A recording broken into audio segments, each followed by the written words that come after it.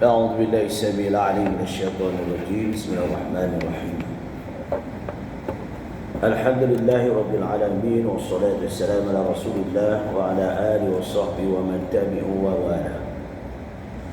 سبحانك لا علم لنا إلا ما علمتنا إنك أنت العليم الحكيم. ربي يسر ولا تعسر وتمم بالخير. السلام عليكم ورحمة الله وبركاته. Yang dimuliakan pengurusi Barisan Kegiatan Puasa Masjid Bandar Baru Senawang Negeri Sembilan, yang dikasihi para jemaah yang hadir, yang dihormati lagi dimuliakan tuan-tuan guru yang hadir, orang yang alim, arif. Saya meminta izin untuk perkongsian ilmu pada hari ini. Mudah-mudahan memanfaatkan kita bersama dalam tazkirah. Hari ini dah kita masuk 25 Zulhijjah 1444 Hijriah, bersamaan hari ini 25 Zulhijjah bersamaan 14 Julai 2023. Perkongsian tentang hadis, berhubung dengan hadis daripada kitab Matan Arba'in susunan Al-Imam Nawawi rahimahullahu ta'ala, dalam jilid yang ke-8, iaitu hadis ini yang diriwayatkan oleh dua ahli yang terkenal dan masyhur, Al-Imam Bukhari dan Imam Muslim. Sanad hadisnya daripada Abdullah ibn Umar radhiyallahu anhuma, anak kepada Umar bin Khattab radhiyallahu anhu. Ia mengatakan dalam hadis ini ada 3 perkara yang Allah memerintahkan baginda Nabi Muhammad sallallahu alaihi wasallam untuk memerangi mereka. Allah memerintahkan kepada Nabi kita Muhammad untuk diperangi kaum musyrikin. Itu ada 3 asbab. Walaupun rukun Islam itu ada 5, tapi 3 asbab yang menyebabkan kita ni mesti melakukan. Anna Rasulullah sallallahu alaihi wasallam qala, telah berkata dalam hadis ini, qala Rasulullah sallallahu alaihi wasallam, umirtu an uqatilan nas hatta yashhadu an la ilaha illallah wa anna Muhammad Rasulullah. Pertama, Allah memerintahkan baginda Nabi Muhammad sallallahu alaihi wasallam untuk memerangi orang-orang musyrikin, orang kafir, kerana mereka tidak bersyahadah, kerana mereka tidak menyembah kepada yang hak. Mereka menyembah kepada Tuhan yang lain selain daripada Allah. Maka perangilah mereka ini. Yang keduanya, wa yuqimus shalah, kerana mereka tidak menunaikan ibadah solat yang difardukan. Yang ketiga, wa yu'tuz zakah, kerana mereka tidak mengeluarkan tanggungjawab sebagai orang, iaitu mengeluarkan bahagian yang bukan haknya kepada orang yang berhak, iaitu orang kaya kepada fakir miskin, orang yang berhak menerima zakat. Seterusnya dalam hadis ini, fa iza fa'alu zalika asamu minni dima'ahum wa amwalahum illa bihaqqil Islam wa hisabuhum 'ala Allah Ta'ala. Jelas Baginda menyatakan, diperintahkan aku, kata baginda, untuk memerangi orang-orang kafir, orang-orang musyrikin. Ada 3 asbab. Kerana mereka tidak mau menyembah Allah dengan kalimah asyhadu an la ilaha illallah wa asyhadu anna Muhammadar Rasulullah. Keduanya tidak bersembahyang. Ketiganya tidak mengeluarkan zakat, manakala 2 lagi di antaranya, iaitu rukun Islam, berpuasa bulan Ramadan dan menunaikan ibadah haji. Maka puasa Ramadan itu ditangguhkan dulu. 3 perkara ni yang mesti. Kenapa? Kerana puasa Ramadan itu boleh diubah pada hari lain. Ya. Kerana ada asbab. Pertamanya kerana musafir, boleh ganti hari lain. Kedua, kerana sakit, marid. Ya, ada sebab-sebab. Manakala haji pula, boleh diperlambatkan kerana tak cukup duit, tabung tak cukup. Syarat orang nak pergi menunaikan ibadah haji, pertama mesti ada belanja pergi dan balik. Syarat. Tak ada duit, no money, tak ada dah. Ya. Tahun ini alhamdulillah ramai yang dapat pergi. Yang dapat pergi sebab apa? Sebab bersanggup membayar 30,000. Boleh lah awal pergi. Ya.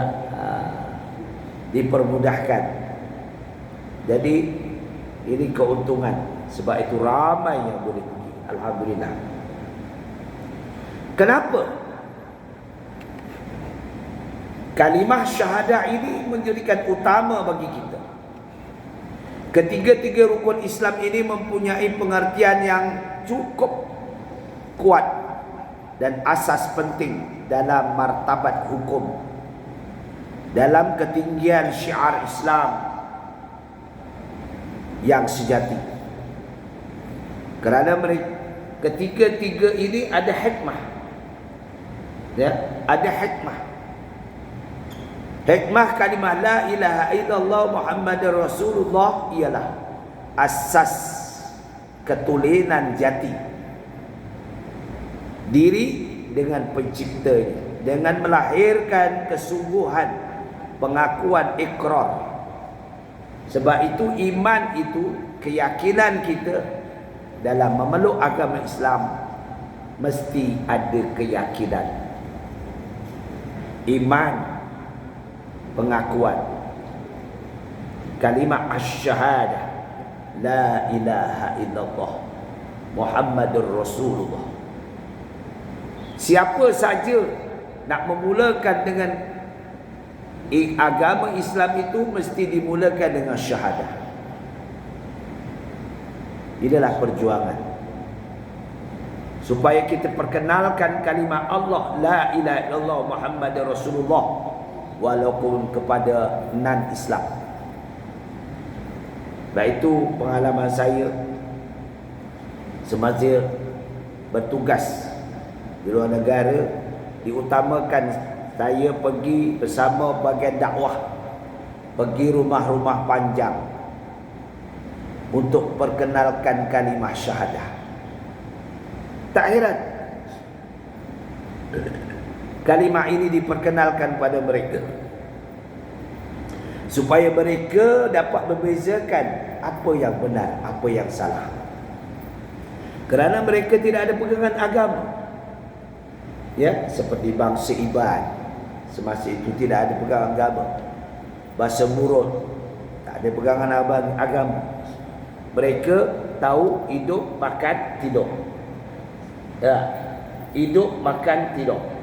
Kerja. Bila kita tanya kau ada pegangan agama apa? Nenek moyang kata hidup, makan, tidur. Tak ada apa. Cari duit. Maka kalimah-kalimah ini dia tak kenal. Maka diperkenalkan. Dibujuk. Kelebihan. Sebab itu Apabila telah memeluk Islam, dia termasuk golongan asnaf. Orang musyrikin, orang kafir, apabila telah memeluk agama Islam, dia menjadi saudara kita. Dia berhak menerima asnaf, iaitu zakat. Inilah yang istimewa kepada orang yang non-Muslim memeluk agama Islam. Dan ada bahagian keistimewaan mereka ini, supaya mereka kenal siapa dia Allah yang sebenar, dengan syahadah, pengakuan hati kita. Barulah kita, setelah kita ikrarkan dan lafaz kalimah asy-syahadah, asyhadu an la ilaha illallah wa asyhadu anna Muhammadar Rasulullah, walaupun tidak lancar lidah mereka, tetapi mengharapkan tasdik pada hati mereka. Kerana iman itu dibahagikan kepada 3 bahagian daripada 6 perkara. Iqrar bil lisan, wa tasdik bil qalbi, wa tab'alu bil arkan. Ini baru orang yang beriman, jati iman. Iqrar, melapaskan dengan lidah kalimah asyhadu an la ilaha illallah wa asyhadu anna Muhammadar Rasulullah. Wa tasdik biqalbi, tetap di dalam hati mereka, ke mana mereka pergi tetap Allah ada pada dia. Jangan pula di kampung kita sembahyang, keluar kampung tak sembahyang. Di mana kita pergi, Allah ada pada kita. Sebab itu Allah mengutus kepada kita ada 2 malaikat yang sentiasa mengawal kita. Tuan-tuan semua ada sahabat. Bukan saya saja, tuan-tuan pun ada sahabat. Namanya malaikat kiraman katibin. Sebelah kanan tuan ada malaikat, belah kiri tuan ada malaikat. Jangan kacau. Itu dinamakan malaikat kiraman katibin, raqib dan atid. Jangan bimbang. Kita buat baik ditulis, kita buat jahat ditulis. Kita niat buat baik dah ditulis, kita niat buat jahat tak, selagi tak buat tak ditulis baiknya. Tak? Ini malaikat kiraman katibin. Kecuali dalam 2 malaikat yang akan menyoal kita dalam barzakh, itu tak ada maaf bagimu. Itu tak ada maaf bagimu. Abang pun kena, saya pun kena. Ya, kata orang, marrabuka, dia kata. Dia jawab, pukul mana suka. Nah, ahli nahwiyah pula, marrabuka, man harfu istifham. Malaikat pening nak jawab. Tak? Jadi ini pun satu ya. Tapi kenapa di sini katakan iqrar bil lisan? Kita kena lapas lalu kalimah syahadah. Dalam 1 hari 1 malam berapa kali? Ya. Sekurang-kurang pengakuan kita setiap waktu 99 kali. Dalam wirid subhanallah subhanallah 33, walhamdulillah alhamdulillah 33, Allahu akbar Allahu akbar Allahu akbar 33. Jumlahnya 99 kali. Campur dengan Allahu akbar kabira walhamdulillah katsira wa subhanallahi bukratan wa asila sampai akhir ayat. Jumlah 100 kali dalam 1 wirid kita. Inilah namakan untuk mencari ketulinan dalam pengakuan kita, ikrar kita kepada Allah Subhanahu wa taala. Baik. Yang kedua dinamakan wa tab'anu bil arkan. Kalau kita mengaku kita ni beriman pada Allah, kita mengaku kita ni Islam, kena lakukan segala rukun. Rukun wa taf'alu bi arkan. Rukunnya, sembayangnya. Ni. Kita bila ngaku kita Islam, rukun kena selesaikan. Apa dia? Rukun Islam. Iaitu syahadahnya, sembahyangnya dan zakatnya. Wa tab'alu bil arkan. Ya. Kerana apa disebut sembah? Yang kalimah sembah, kita tidak mengatakan kalimah puja, kerana kita Islam tidak mengadakan benda. Kita melihat orang sembahyang, apa yang ada di depan? Tak ada apa. Sebab itu sembah. Sembah maknanya siapa nak disembah? Allah yang kuasa, Allah yang agung, Allah yang hidup, Allah yang tidak akan mati, Allah yang menghidupkan, Allah yang memberi rezeki, Allah yang memberi nikmat. Semuanya lah datangnya daripada Allah. Itu pengertian sembahyang. Sembah Allah yang berkuasa, Allah yang berkehendak, Allah yang meliputi segala-galanya adalah daripada Allah Azza wa Jalla. Yakin dalam mata hati kita, melihat Allah, mengenali Allah secara amalan-amalan kita. Itu namanya pengertian sembahyang. Sebab itu jelas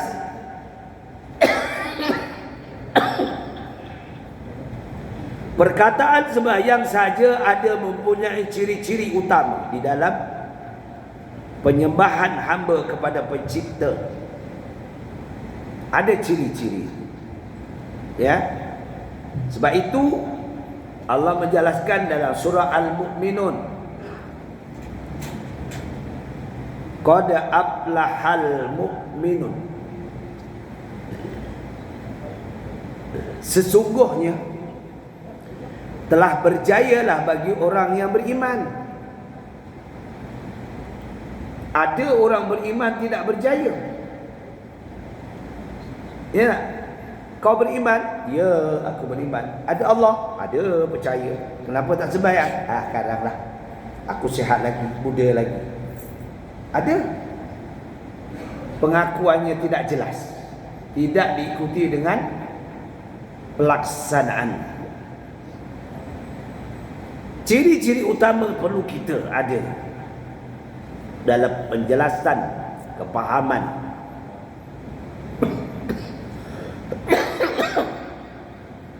Kerana itu kita wajib menyematkan dalam jiwa kita, perasaan kita.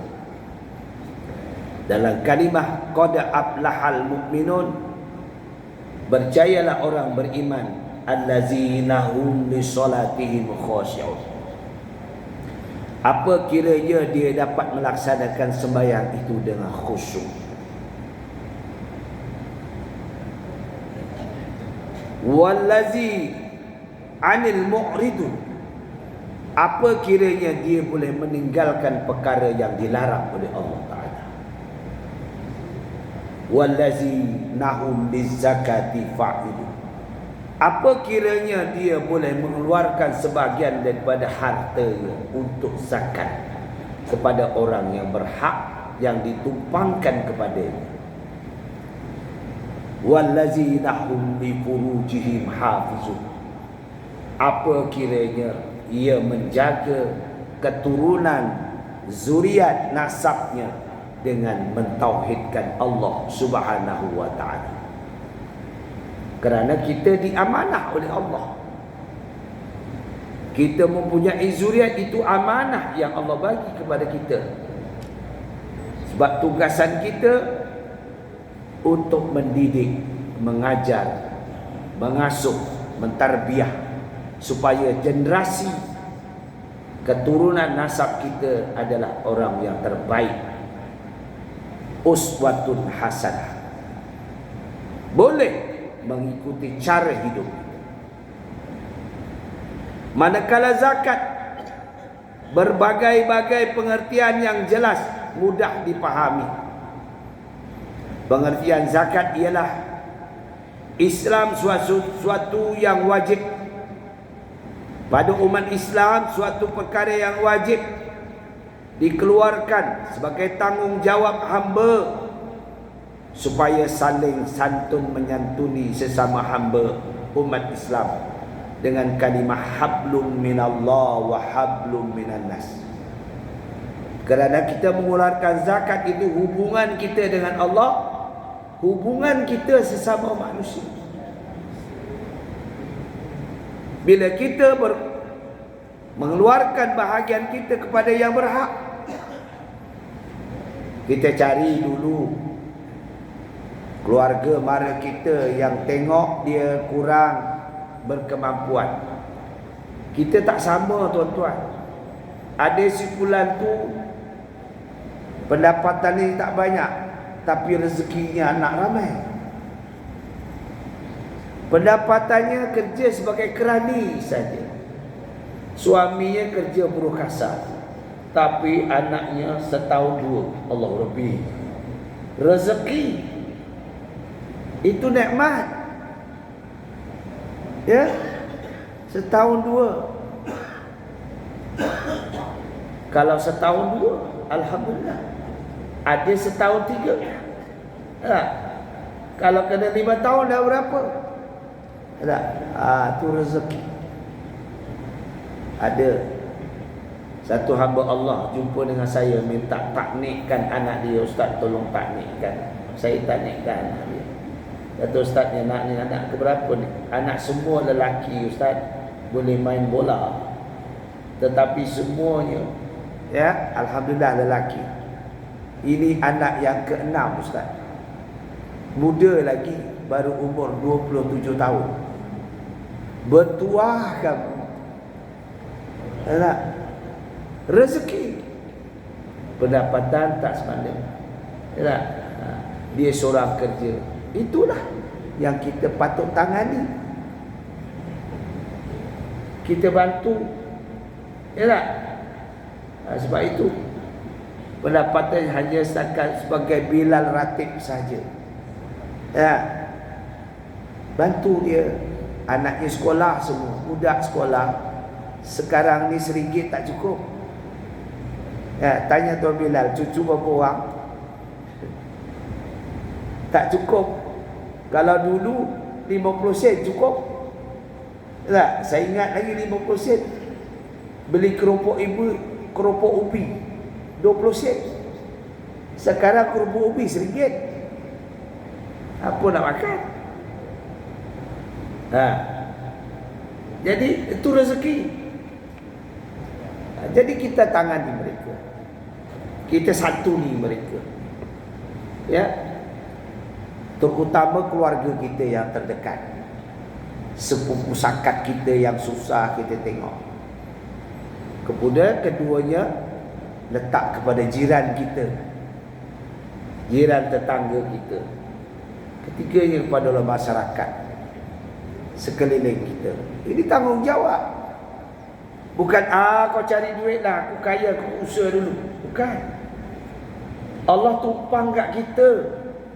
Cukup haul setahun, cukup bilangannya, keluarkan zakat.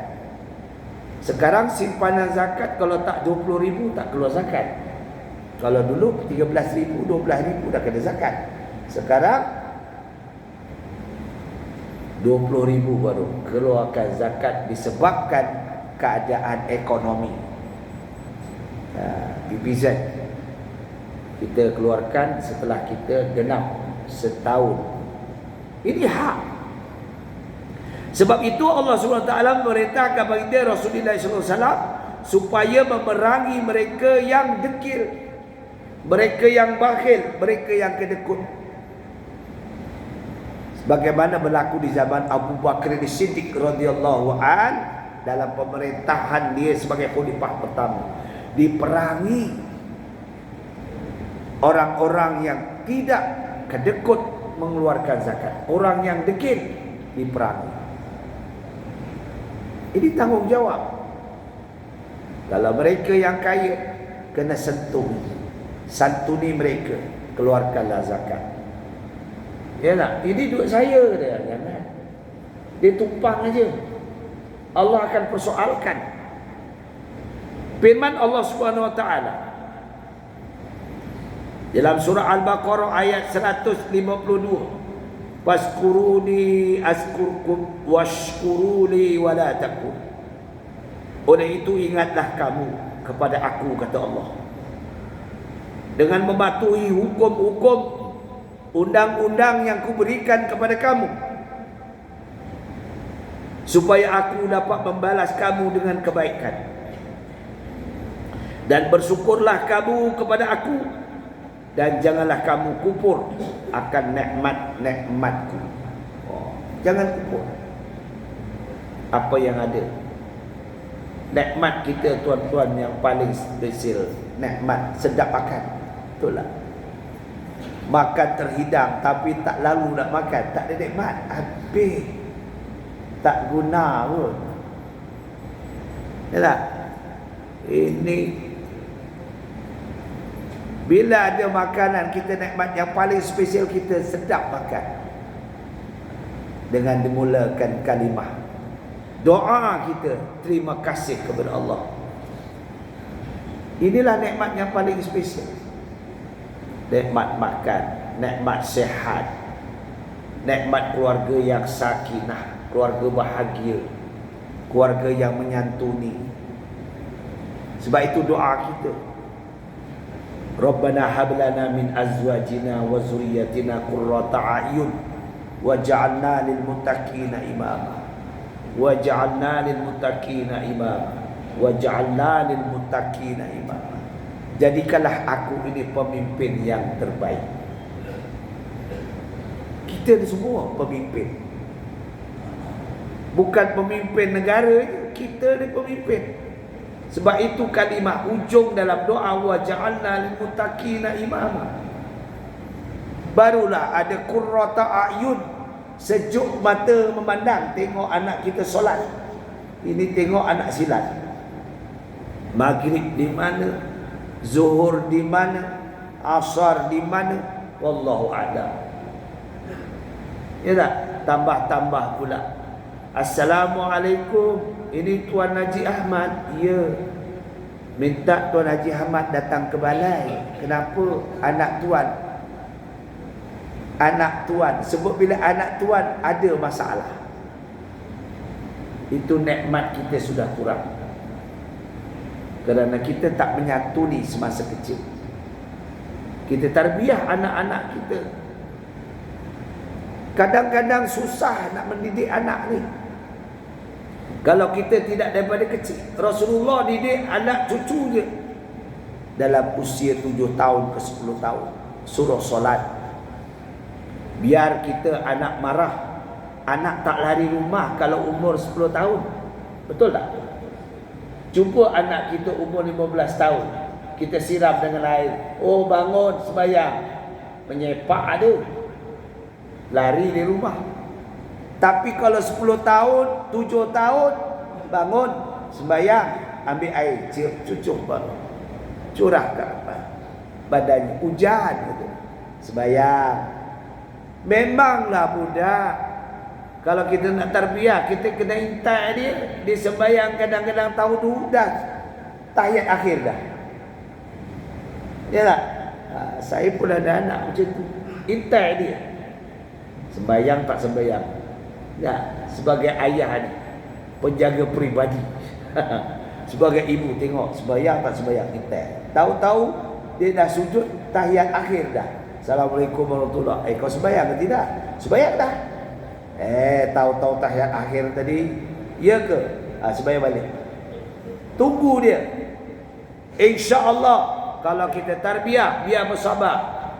Ya. Fasbiru, innallaha ma'as sabirin.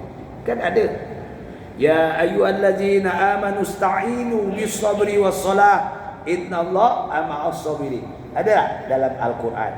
Wahai orang-orang yang beriman, pintalah kepada Allah dengan mendirikan sembahyang. Sesungguhnya Allah kasih kepada orang yang sabar. Sabar. Kita nak latih anak kita mengaji, sabar. betul tak tajwidnya, makhrajal hurufnya macam mana. Jangan duk biar gitu je. Masih lidahnya lembut, kita latih dia. Ya, kita tahu sifatul huruf, ada 5 sifat huruf yang berlawanan. Kita kena faham. Ini tanggungjawab kita. Kerana ini tinggalan Rasulullah SAW dalam wukuf yang terakhir, dalam haji wada' baginda Rasulullah SAW. Hadis yang dinyatakan kepada sahabat, taraktu fikum amrayni ma tamassaktum bihima lan tadillu abada, kitabillah was sunnati Rasulillah. Berjaya, aku tinggalkan 2 perkara kepada kamu, wahai para sahabat dan umatku. Siapa yang berpandu 2 perkara, pasti hidupnya tidak sesat buat selamanya. Kitabillah Al-Quran was sunnati Rasulillah Al-Hadis. Bukan saja kita nak faham dia punya tajwid, kita faham dia punya makhraj. Di mana huruf ha, di mana huruf ha. Ini kadang-kadang disirit huruf ha. Ha pedas tu disirit. Wa tahamilu, wa tahamilu, ada ha lagi dangdut pula. Ihdinas siratal mustaqim. Ihdinas, apa tu? Kita nak jadi orang Islam sejati, Quran jaga tu. Sebab itu ahlul Quranihum ahlullahi wa khassatuhu. Tengok, ahli Quran, ahli Quran yang sentiasa dalam lindungan Allah. Inilah kita nak faham. Oleh itu ingatlah kamu kepada aku dengan mematuhi hukum-hukum undang-undang yang aku letakkan di dalam kalimah Allah, yaitu dalam Al-Quran, supaya aku membalas kamu dengan kebaikan dan bersyukur dengan nikmat yang aku berikan kepada kamu, supaya kamu tidak kufur dengan nikmatku. Kerana kita menumpang di dunia Allah, menumpang. Bila kita balik, wallahu a'lam. Saya dulu ke tuan-tuan dulu, wallahu a'lam. Kesimpulan, tanggungjawab sebagai seorang hamba Allah ialah, pertama, kita wajib mentauhidkan Allah, mempelajari aqaid yang benar. Aqaid kita ahli sunnah wal jamaah, dijelaskan oleh Allah dalam surah Al-Imran. Yauma tabyaddu wujuhu wa taswaddu wujuh. Fa ammal ladzina aswaddat wujuhuhum akafartum ba'da imanikum. Akafartum ba'da imanikum fadhuqul 'adzaba bima kuntum takfurun. Ini timbul satu ketika nanti, apabila kita dikumpulkan semua di padang mahsyar, tidak ada perlindungan ketika itu. Hanya kepada Allah Subhanahu wa ta'ala saja kita mengharapkan. Keadaan kita di padang mahsyar semua tidak ada sehelai kain pun. Cuba kita kat dunia, baru tidak ada sehelai baju sudah ramai orang yang jatuh motosikal. Ini kita di padang mahsyar, tuan-tuan, tidak ada sehelai kain pun. Dalam keadaan manusia ketika itu sibuk dan getar kerana takutkan, khawatir hukuman Allah Subhanahu wa ta'ala. Sebab itulah, dengan kita berpegang betul-betul, genggam betul-betul aqadul iman kepada ahli sunnah wal jamaah. Dan tadi diceritakan dalam ayat tersebut, satu kumpulan, ada 2 kumpulan. Satu kumpulan kulitnya hitam legam, mukanya gelap. Satu kumpulan bercahaya mukanya, bersinar-sinar. Baginda dapat melihat dari jauh Mereka inilah orang yang berpahaman mengikut Rasulullah sallallahu alaihi wasallam dengan akidah ahli sunnah wal jamaah. Bukan i'tiqad Jabariyah, bukan i'tiqad Qadariyah, bukan i'tiqad Mu'tazilah, bukan i'tiqad Murji'ah. Inilah yang kita yakini dalam menambat hati kita mentauhidkan Allah dengan melakukan ibadah. Sebagaimana Allah menjelaskan dalam surah Anfal ayat 2. Ya. Jelas bagi kita supaya mendekatkan diri kepada Allah. Innamal mu'minuna allazi zukirallahu wajilat qulubuhum wa iza tuliyat ayatuhum zadatuhum iman wa ala rabbihim yatawakkalun. Ini iman yang sempurna. Apabila suara azan dilaungkan, diam. Ini bila laung azan dia bersembang. Itu salah satu dia tak faham. Waktu itulah syaitan akan mengacau kita. Laungan azan dilaungkan, dia tanya, kamu dari mana? Kena jawab. Tak? Jadi tak sembang. Tadi dari kedai azan dilaung. Seolah-olah pertanyaan sahabat itu lebih tinggi daripada laungan azan. Ini kedai. Bila Al-Quran dilaungkan, kita dengar, kita ikuti, kita tadabbur, kita faham. Barulah kita jadi orang yang bertawakal kepada Allah. Serah diri. Kerana kematian kita, Allah saja yang akan menolong kita. Tidak ada siapa. Isteri kita, tak, kat dunia I love you. I love you tu. Bila kita mati, tunggulah.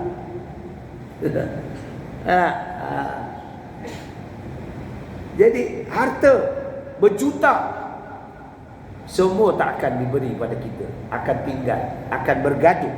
Kalau tidak kita memberi secara hebah. Kalau cara faraid, kalau boleh dia menjalankan. Tak? Kalau tidak, baru-baru ini dalam TV3 tahun 1912 belum dituntut tanah pusaka untuk diparaid. Ada dalam TV baru ni. Ya. Dalam apa? Dalam forum perdana. Ya, malam Jumaat malam tadi. Itu satu tanda kita. Ya, jadi inilah perkongsian hari ini yang baik semua daripada Allah Taala. Semoga perkongsian ini menjadi satu manfaat untuk saya dan tuan-tuan yang hadir ini. Yang baik semua daripada Allah, mana kekurangan saya mohon maghfirah Allah Taala. Aku liqali hadza sabra lakum wa billahi taufiq wal hidayah.